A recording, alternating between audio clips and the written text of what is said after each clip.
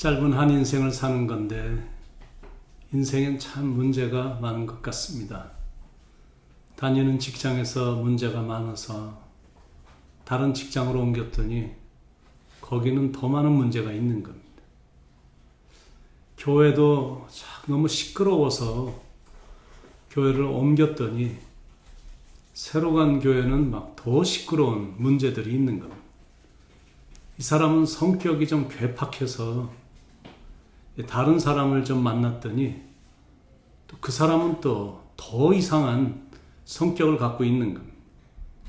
한국이 도덕적으로 정치적으로 하도 문제가 많아서 미국에 왔더니 미국에도 문제가 있어서 살기가 힘든 겁니다. 그래서 또다시 한국으로 역이민을 갔더니 한국이 옛날보다 문제가 더 많아진 겁니다. 그러니까 결론은 뭐냐면 크고 작은 차이일 뿐 문제는 어느 누구에게나 어디에나 있다라는 겁니다. 근데 문제는 뭐냐면 우리의 힘으로 그 문제를 해결할 방법이 없는 게 문제입니다. 그래서 능력의 하나님이 절실히 필요한 겁니다. 오늘은 눈물의 선지자, 기도의 선지자로 알려진 예레미야의 기도편입니다. 예레미야는 지금으로부터 약 2500년 전의 사람이고 하나님으로부터 말씀을 받아서 백성들에게 말씀을 전해줬던 선지자입니다. 이때 유다는 시드기야 왕 말기였고 바벨론에게 함락되기 바로 일보 직전에 암흑기였습니다. 그런 위기의 현장에서 예레미야가 선택한 행동은 한탄하고 탄식하고 원망하는 게 아니라 여전히 하나님을 신뢰하는 겁니다. 그때 하나님께서 예레미야 선지자에게 주신 말씀입니다. 그 말씀이 바로 예레미야 33장의 말씀입니다. 당시 최강의 나라였던 바벨론이 이미 유다를 침공했고 여러 지역에 피해를 줬고 이제 마지막 결정타를 날리기 위해 기다리고 있을 때였습니다. 그러자 나라의 대표자들이, 지도자들이 모여서 의견을 나누었는데 의견이 막 분분한 겁니다. 첫 번째 의견은 바벨론하고 죽든지 살든지 끝까지 전쟁을 해보자. 이 강경파 투쟁론입니다. 두 번째 의견은 전쟁해봤자 질 것이 뻔하니까 피해를 줄이기 위해서 미리 항복하자. 화쟁론입니다. 세 번째는 우리의 힘으로는 절대 안 되니까 애굽의 힘을 빌리자. 지원론입니다. 그때 하나님의 사람 예레미야 선지자에게 하나님의 음성이 두 번째 들린 것. 1절 예레미야가 아직 시위대 뜰에 갇혀 있을 때 여호와의 말씀이 그에게 두 번째로 임하니라 이르시되. 왜 예레미야가 시위대 뜰에 갇혀 있었냐면 예루살렘은 망할 것이다. 유다왕 시드기야는 포로로 잡혀갈 것이다. 바벨론의 포로로 잡혀가서 70년 후에 돌아올 것이다 라는 그 하나님의 말씀을 그대로 전하니까 시드기야가 회개하기는커녕 듣기 싫은 말을 했기 때문에 눈 밖에 나무로 선지자 예레미야를 시위대 뜰에 묶어놓고 가둬놓은 것.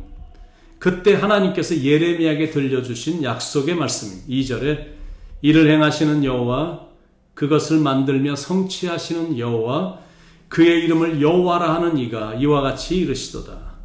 스스로 있고 우주 만물을 창조했고 역사를 주관하고 일을 행하고 그것을 만들며 성취하고 그 이름을 여호와라 하는 능력의 하나님이 자신임을 하나님 자신이 소개를 지금 하는 겁니다.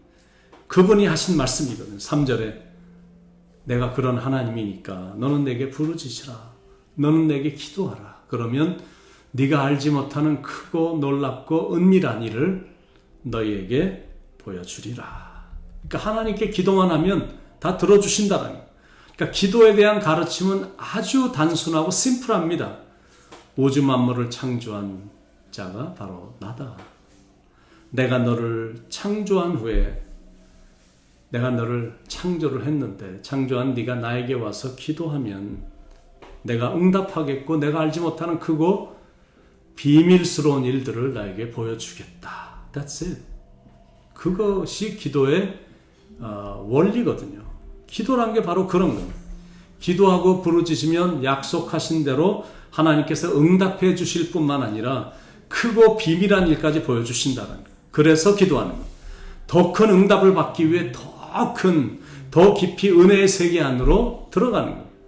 그러니까 기도를 하면 염려할 게 없는 겁니다. 앞날이 환하게 보이기 때문입니다. 근데 반대로 기도를 안 하면 완전 백진, 뿌옇게 보이고 앞날만 생각하면 어둡고 아무것도 안 보입니다. 여러분, 카카오톡이란 게 굉장히 신기하거든요. 까똑 그러면서 다 연결을 시켜주거든요. 우리 가족도 노다지 카톡입니다. 참 신기한 게 돈도 안 들고 이 와이파이만 터지는 곳이라면 세계 어느 곳이든 다 이렇게 연결이 되어 있습니다. 선교 지역에 가도 보면 다른 건 안 되거나 하더라도 돈을 많이 내야 되는데 카톡은 어디든 연결이 되고 다 공짜입니다. 그런데 아무리 카톡이 좋은 것이어도 개설이 안 되어 있으면 그게 연결이 안 되는 겁니다. 똑같은 이치입니다. 내가 기도를 안 하면 하나님과 통할 수가 없는 겁니다. 지금 계속해서 기도의 사람들에 대해서 배우고 있는데 여러분 뭘 느끼고 계십니까?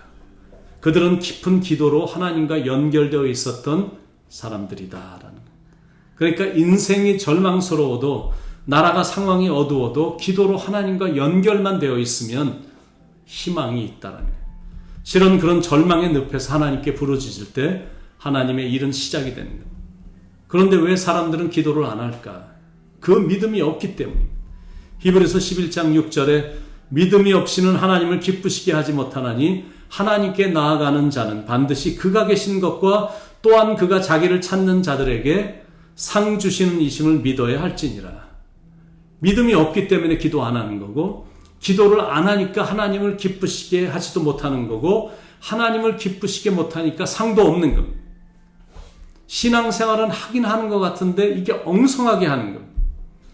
하나님이 계신 건지 안 계신 건지 막 엉성하게 믿으니까 이 긴가민가의 믿음, 정말 의미 없는 신앙생활을 하는 사람들도 꽤 있습니다. 사울 왕과 다윗 왕의 차이는 영적으로 보면 기도의 차이입니다.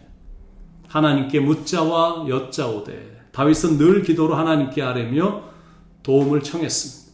근데 사울 왕은 단 한 번도 그런 적이 없습니다. 맨날 자기 힘으로 모든 걸 하려고 했던 거예요. 그래서 인생이 불행했고 끝이 안 좋았습니다.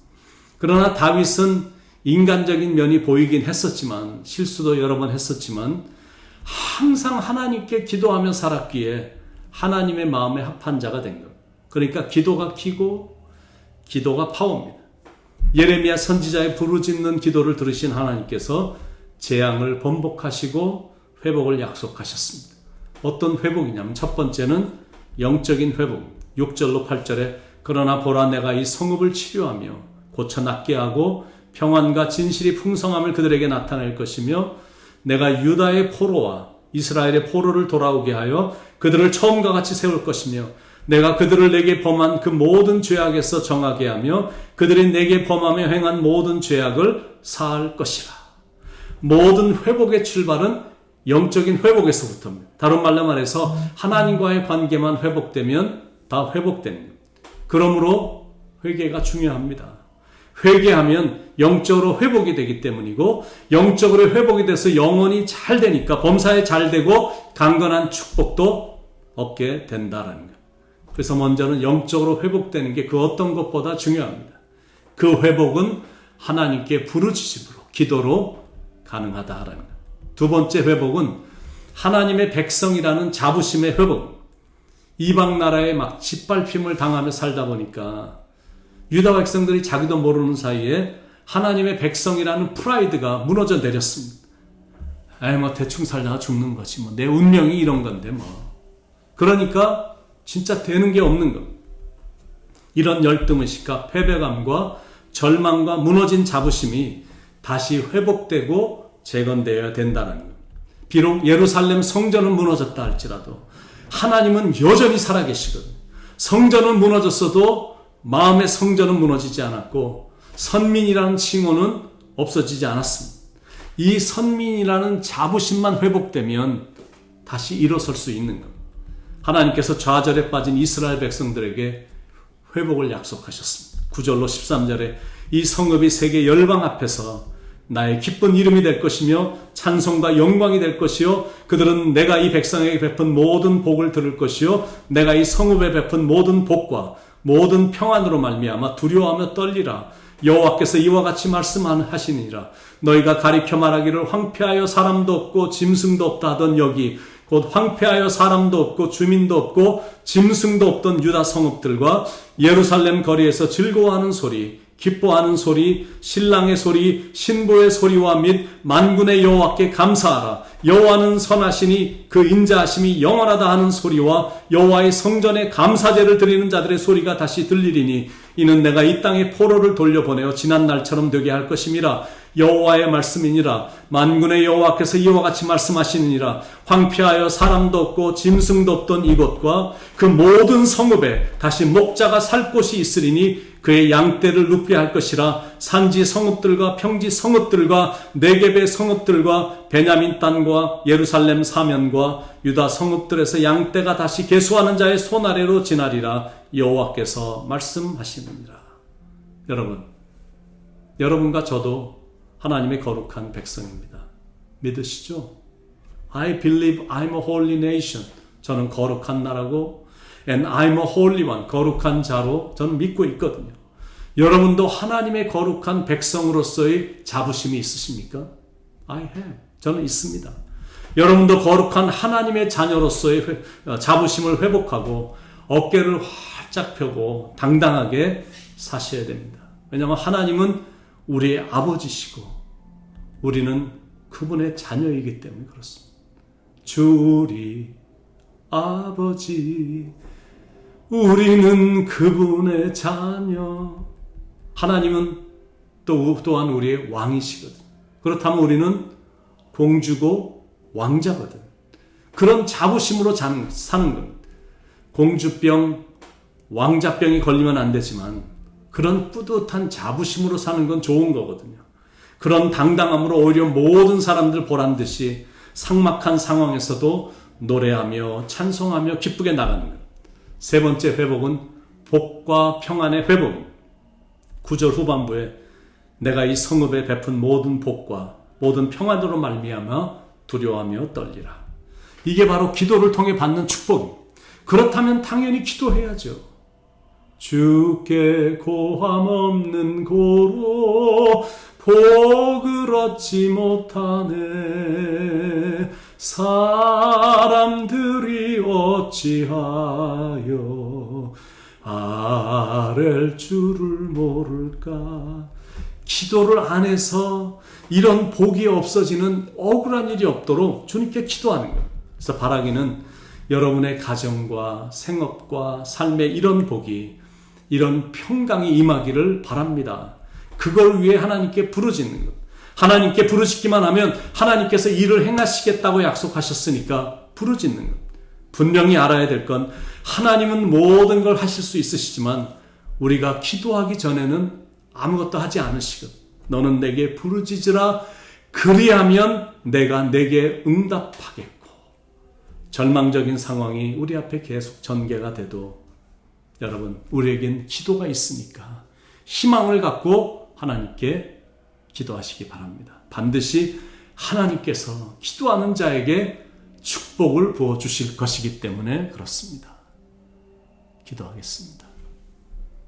사랑하는 하나님, 기도하게 하시고 힘들고 어려울 때는 부르짖게 하셔서 우리가 알지 못하는 크고 놀랍고 비밀한 그런 일들이 우리 앞에 보여지는 걸 체험하고 경험하는 축복이 있기를 기도합니다.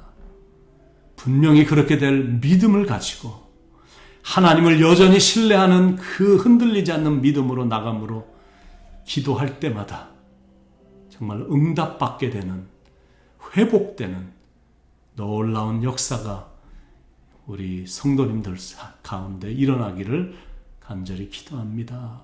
믿음으로 이기게 하시고 기도로 모든 것을 승리로 만드는 기도의 대가들, 기도의 용사들, 기도의 사람들이 되도록 복을 내려 주옵소서. 사랑이 많으신 예수님의 이름 받들어 간절히 기도드립니다. 아멘.